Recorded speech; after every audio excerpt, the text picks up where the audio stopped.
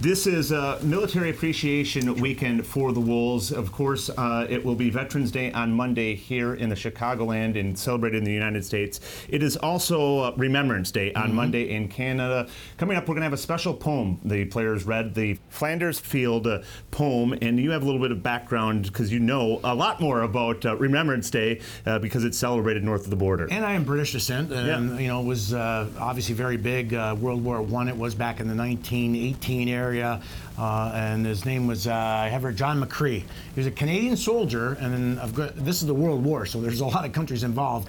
But he wrote this poem. There were so many people massacred in this little area of Belgium, Flanders Field it was called.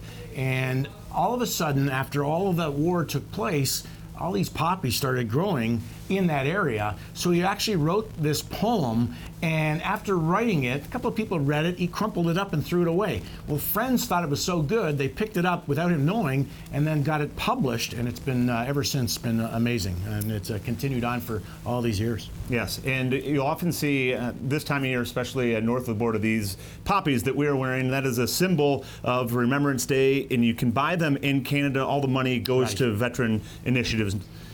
It's the 11th month, the 11th day, and the 11th hour when it is, recognized, and it's been that way since, again, World War I. But yeah, these poppies, they raise money for the veterans, and there's so many around the world. It just doesn't go to Canadians or British and Australians, it goes to everybody. So it's a great cause, and I think it brightens everybody's day.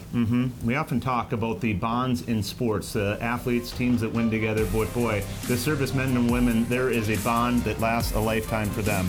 We're back with more of our second intermission, and as we head to break, here's the Wolves military salute.